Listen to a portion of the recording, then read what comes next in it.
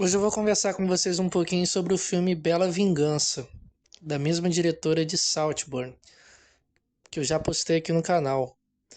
É um filme que quando eu assisti, eu fiquei decepcionado. E depois eu parei para refletir que essa decepção que eu tive diz muito sobre neuróticos. E eu vou comentar com vocês nesse vídeo de hoje. Então vamos lá. Tem um filme chamado Doce Vingança. Não sei se vocês já assistiram. Costumava vender bastante no camelô, junto com aqueles DVDs, né?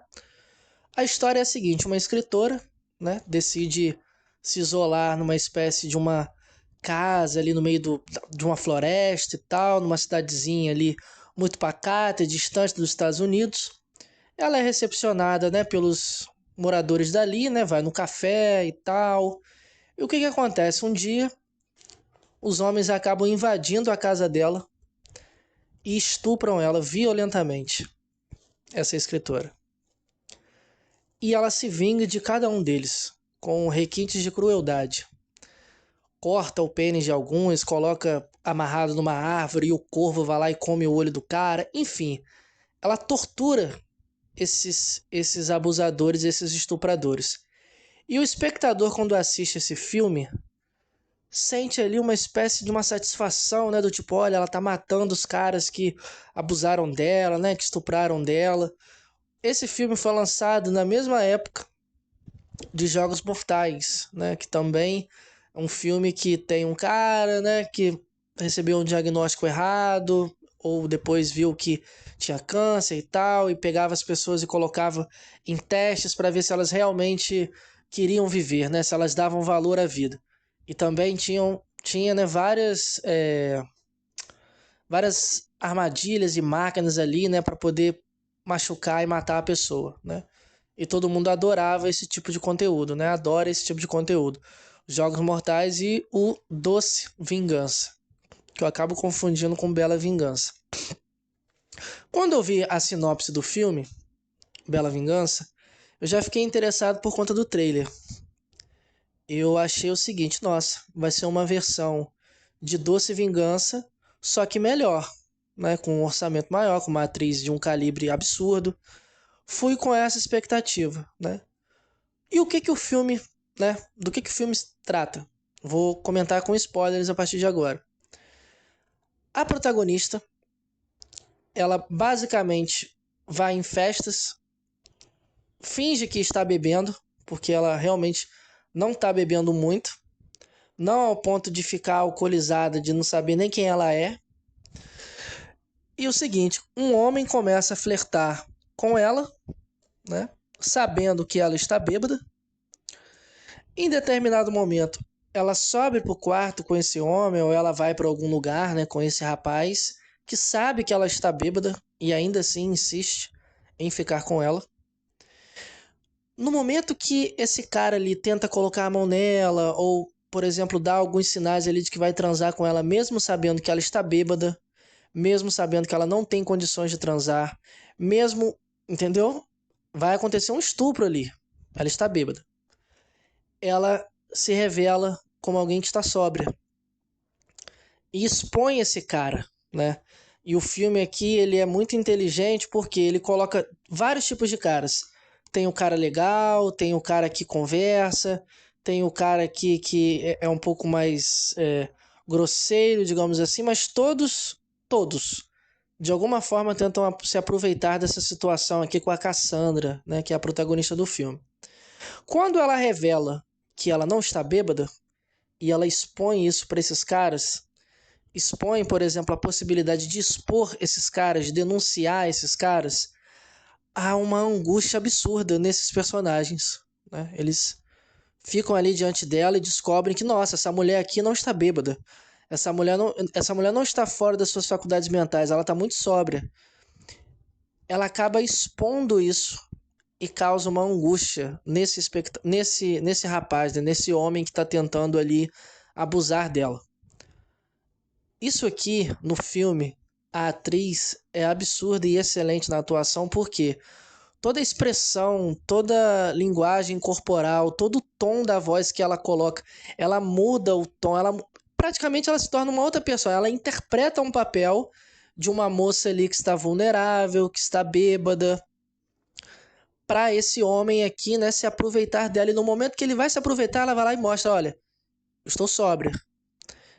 E há uma angústia aqui, né, nesse personagem. O que que acontece? A Cassandra tinha uma amiga, né, uma grande amiga, da época da faculdade, que sofreu a mesma coisa. Foi numa festa, bebeu, foi estuprada. Ela acabou, né, logo após o estupro, algum tempo depois, cometendo suicídio. E isso aqui mexeu demais com a Cassandra. O que que a Cassandra está fazendo, né? Tá repetindo a mesma cena que aconteceu com a amiga, só que de alguma forma tentando se vingar desses homens aqui. É uma vingança. Ela, a trama do filme gira em torno dessa vingança aqui, né? Aos abusadores e estupradores, né? Em específico um cara, né? Que abusou e estuprou, né? Da amiga. Só que por que eu disse que esse filme aqui me decepcionou num primeiro momento? Porque ela não mata esses caras. Ela expõe que ela está, né? Olha, eu tô sóbria, mas ela não mata esses caras. Isso aqui me decepcionou de uma maneira absurda no filme. Por quê? Eu queria que ela matasse. Como espectador, por estar ali, né? Sofrendo uma influência absurda de filmes, como eu acabei de comentar com você, como Jogos Mortais e Bela Vingança, e Doce Vingança, perdão, eu queria ver ela matando esses caras. Porque ela é extremamente inteligente, né? Ela se maqueia, ela interpreta um papel, ela leva esse cara ali até um local. Eu pensei assim, bom, ela vai matar esses caras, né? Com uma espécie de uma justiceira, né? Matando o abusador e estuprador. Nada disso acontece no filme. E é decepcionante. Por que é decepcionante nesse ponto de vista? O neurótico, ele tem uma espécie de uma fixação, e essa fixação aqui eu uso essa palavra com fins didáticos, né? Não é uma fixação do ponto de vista da psicanálise, até porque o vídeo não é uma aula, em relação à violência. Violência e tortura em relação ao outro. Então, por exemplo, se você for estudar história ou assistir filmes do século que retratam histórias do século XV, XVI, XVII, XVIII, ocorriam execuções em público, em praça pública. Mães levavam seus filhos, crianças, para presenciar uma execução. Uma execução, né? Uma pessoa perdendo a cabeça, uma pessoa sendo enforcada, uma pessoa sendo morta na frente de todas as pessoas. Parem para se perguntar por que a pena de morte nos Estados Unidos, por exemplo, ela é assistida. Por que não pega simplesmente esse criminoso, mata, enterra e ninguém sabe? Muitas das vezes os pais das vítimas, por exemplo, que foram sobreviventes, por exemplo, de um serial killer ou algo do tipo, vão assistir ali a cena de uma pessoa sendo morta.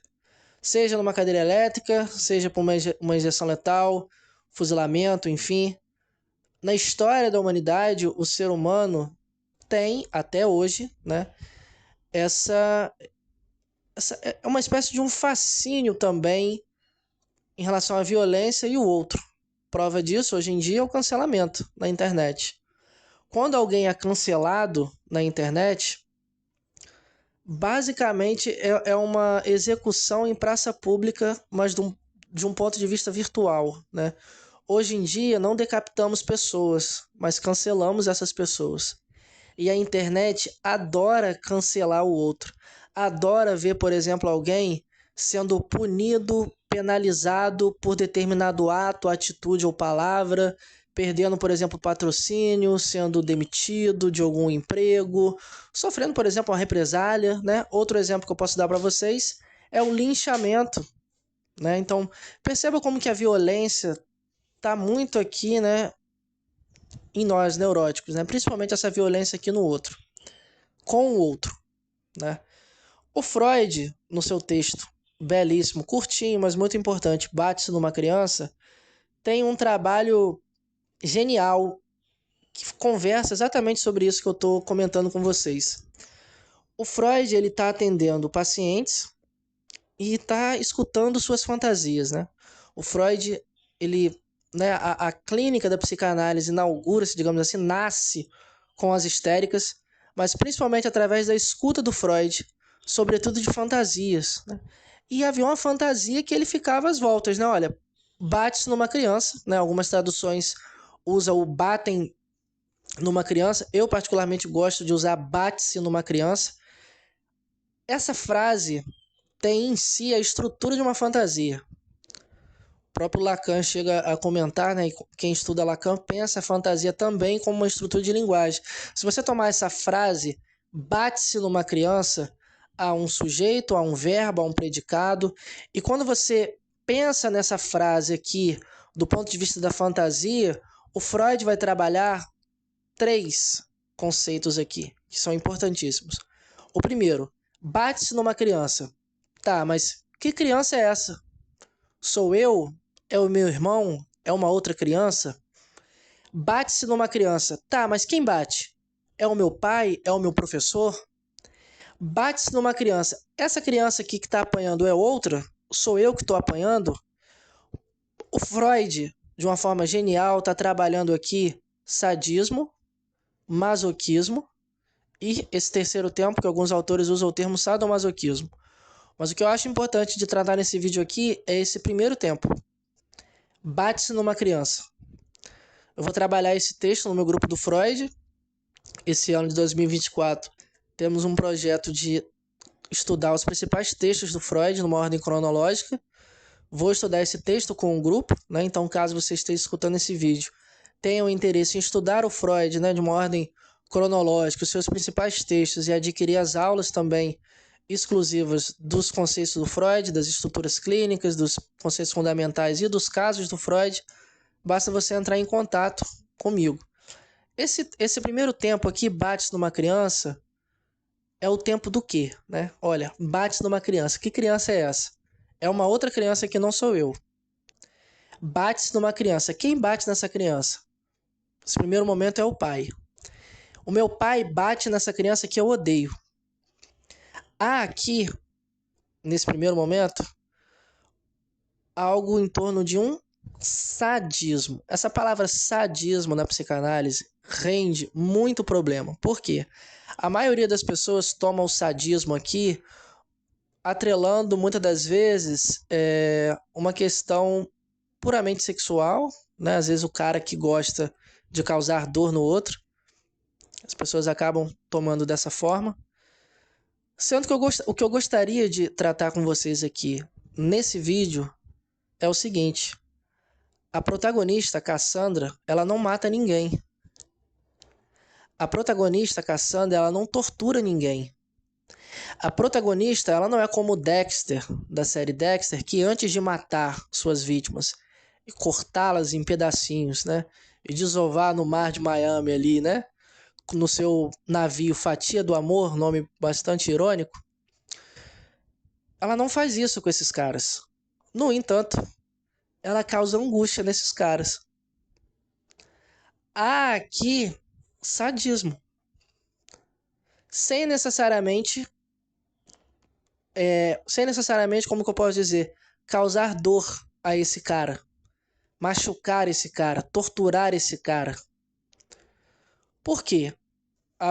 É algo importante que eu devo colocar nesse vídeo. Do ponto de vista da perversão, é muito interessante pensar o seguinte: não é sobre dor, é sobre angústia. É causar uma angústia no outro. Vou dar um exemplo. Se você vai ser decapitado em praça pública, a decapitação vai cair a lâmina na sua cabeça e vai arrancar antes mesmo de você pensar que perdeu a cabeça. O que te traz angústia é ser levado até a praça. é ser acorrentado, é colocar um capuz, né, um saco preto na sua cabeça.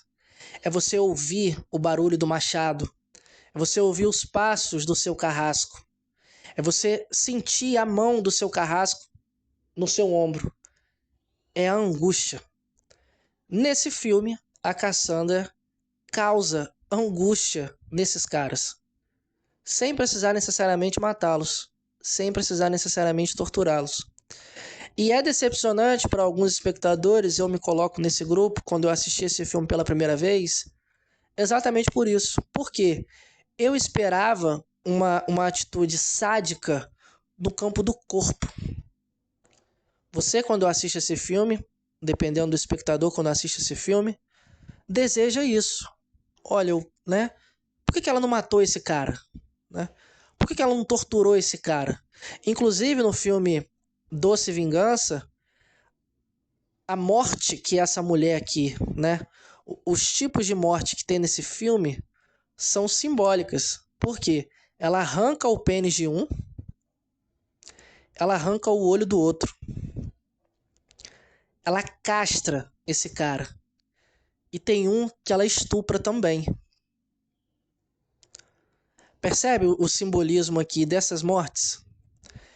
E esse filme aqui, como que, de certa forma, realiza muitas das vezes fantasias sádicas que algumas pessoas têm. Vou dar um exemplo para vocês. Na pornografia, tem muitos vídeos de categorias ali hardcore, né?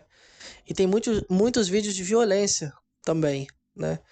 Tem homens, por exemplo, e mulheres também, que acessam e consomem conteúdo pornográfico de estupro, que em inglês, se não me engano, é rape, e cenas hardcore.